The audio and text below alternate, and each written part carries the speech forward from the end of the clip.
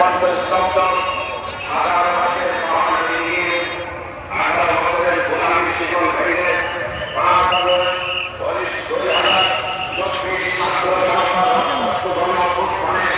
প্রিয় বাংলাদেশ মুক্ত দ্বিতীয় স্বাধীনতার নতুন বাংলাদেশ।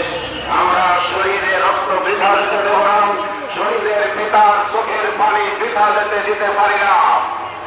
সম্মানিত তৌহিদি জনতা, 1940 সালে বাংলাদেশ জামাত ইসলামী ন্যায় এবং ইনসাফের বিচার করতে চাই।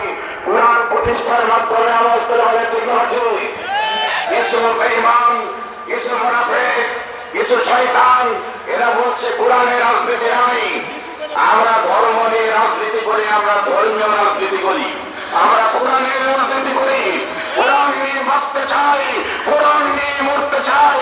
কোরআনই বলে ন্যায় এবং ইনসাফের মূর্ত প্রতীক করতে বাংলাদেশ জামাত ইসলামের সম্মানিত আমির তিনি নেতৃত্ব শিখিয়েছেন। যিনি নামাজ ইমামতি করতে পারেন, রাষ্ট্রের ইমামতি করতে পারেন।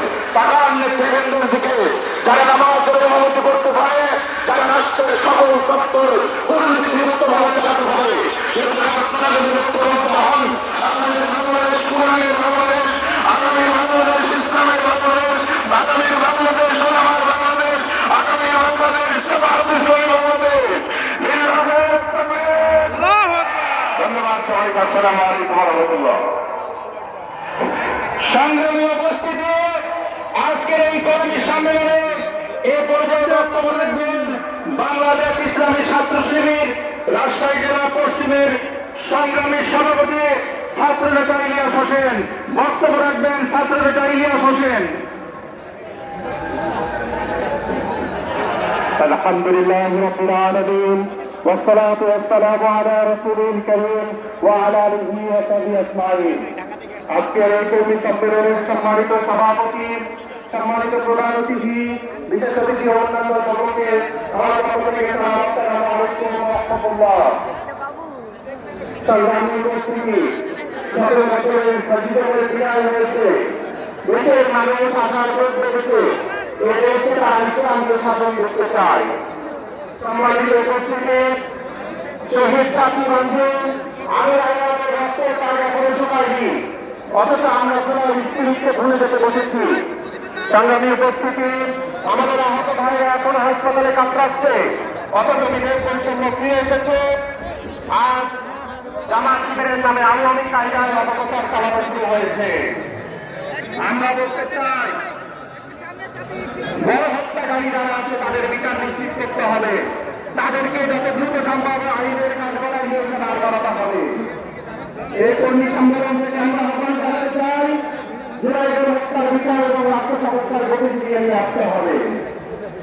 আগামী কালামদের বিদায়ের মাধ্যমে প্রয়োজনে তারুণ্যকে সাথে নিয়ে রাষ্ট্র সংস্কারের কাজে ফিরিয়ে আনতে হবে।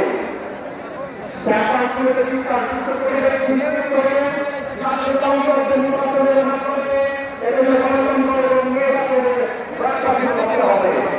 সর্বশেষ আমরা বাংলাদেশকে নিয়ে সকল ষড়যন্ত্র, আধিপত্যবাদ এবং মৌলিকবাদকে রূপে দেওয়ার আহ্বান জানিয়ে আমি আমার কথা দেখছি।